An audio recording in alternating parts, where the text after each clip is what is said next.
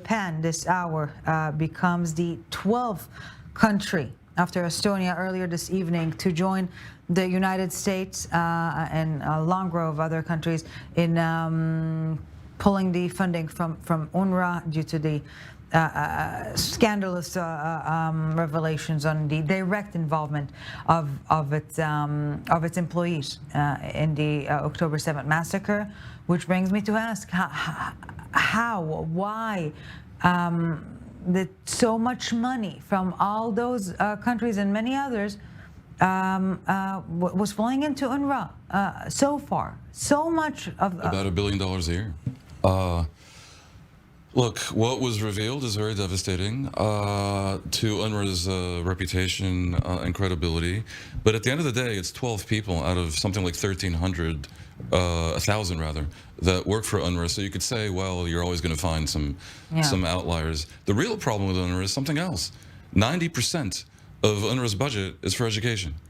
They had one job and one job only: to prevent the Palestinian education system from indoctrinating the youth of Gaza and the West Bank in the principles of martyrdom, sacrifice, the expulsion of the Jews from Israel. Some of their textbooks are just, it's beyond belief. I mean, they describe a bombardment of an Israeli civilian bus as a barbecue, as a way of, like, joking around with the students. It is ridiculous. Now, UNRWA has not just a duty under their a duty of care convention, but the practical ability to change these textbooks. It's their right, and in other contexts, in other countries, they've done so. They simply refuse to do it, even though the Americans, the Europeans, and Israelis have been insisting on this for many, many decades. So, the other under what claims? I've yet to see a credible, coherent argument about why they cannot do this. Now, the other 10% of the budget indeed goes to humanitarian stuff, social programs, and so forth. The UN has other organizations, like the UNHCR, that can take care of those things. So it's always weird and sad to see when leverage is not applied.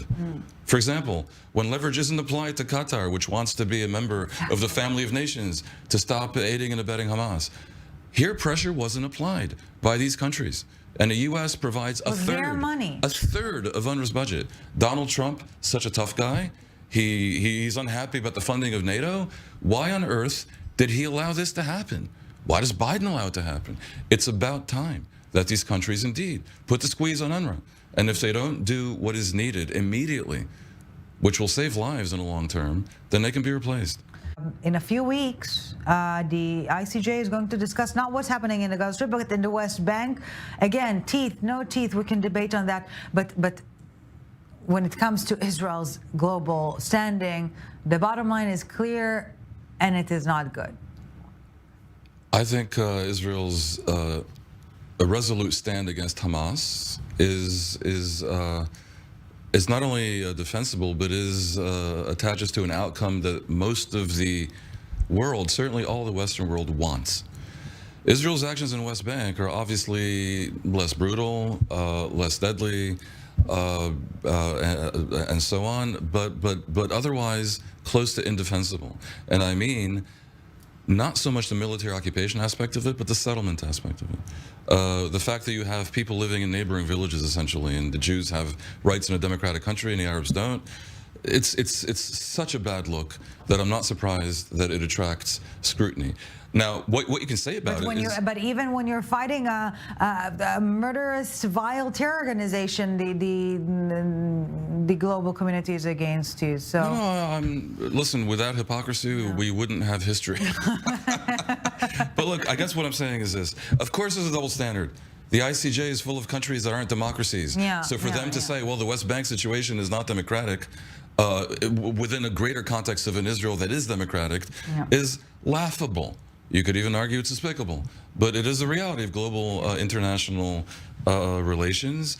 It doesn't really help Israel's issue, which has had to deal with this demographic situation where including the West Bank as part of Israel will greatly undermine Israel's Jewish majority. But you know, only yesterday, Dan Perry, it was International Holocaust Day, and in that context, you know, for so many years we thought that if there was only more documentation, more testimonies, more proof to what happened, then more people would believe. And now, with the live streamed brutal terror assault, the world refuses to believe. So yes, sometimes it's frustrating that politics can be a very superficial business. And you know, many people simply look at the body count and say, well, Israel killed more people. It's tragic. Yeah. It's pathetic, but it may be aligned with one version of human nature. But you know, we have better angels as well, and the arc of history bends towards justice, and maybe this moment too shall pass. All right, but then let's just circle back to the issue of the negotiations in Paris. As we opened the broadcast by asking, if not these people, the Qatari Prime Minister, the CIA chief, the Mossad chief there, of course, as well, the Egyptian intelligence chief intelligence official. If not them, then who? Who will be able to bring about an end to that? Prime Minister Netanyahu. I think Prime Minister Netanyahu will take the podium in an hour tomorrow and say what that will if end the it all. Israeli government, I can't guarantee anything. Yeah, no. But if you look at the dominoes and the landscape here, if the Israeli government were to engage very, very seriously with the plans that are being whipped up for a mega deal to include normalization with Saudi Arabia and the beginnings of a process towards a two-state solution and the replacement of Hamas with a PA in Gaza, then what? The Hamas will release the hostages and say we give up. What would then happen, actually, is that the Arab world would then truly mobilize to put maximal pressure on Hamas, and that would include Qatar. And then we'd see what happens then. Right now, they're not doing it. Right now, Hamas feels it has leeway. Right now, Hamas is basically smuggling in materials through the Rafah border from Egypt. The minute the squeeze is put on Hamas in a real way by the Arab world, they may find themselves more inclined to agree to a friendly exile in Qatar. So Qatar will take out the big guns. Should Israel declare yes to a Palestinian status? Yes. The fact that Israel is categorically refusing to engage in day-after discussion greatly weakens its position in these negotiations, makes it so that the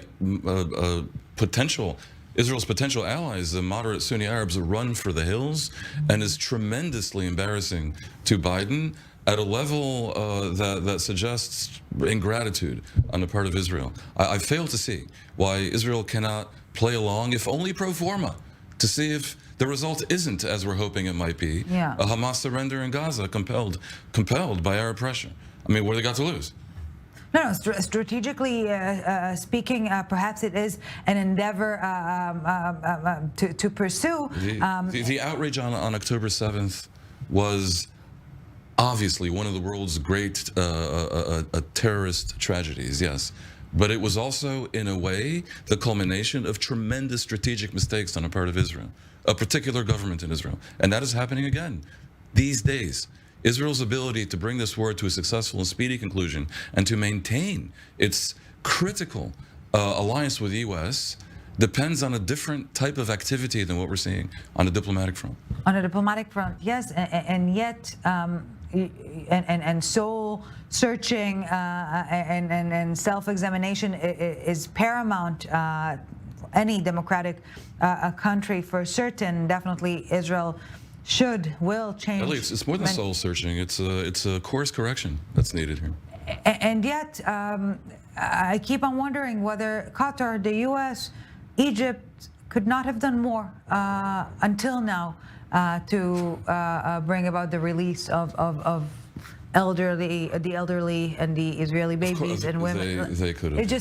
They could have, yes. By the way, Israel could have done more in terms of ending the war and handing over every prisoner. But I'm not saying that's what should happen. Yeah. The terms that have been put forth by Hamas have not been acceptable. However, pressure can change the terms that are put forth. To be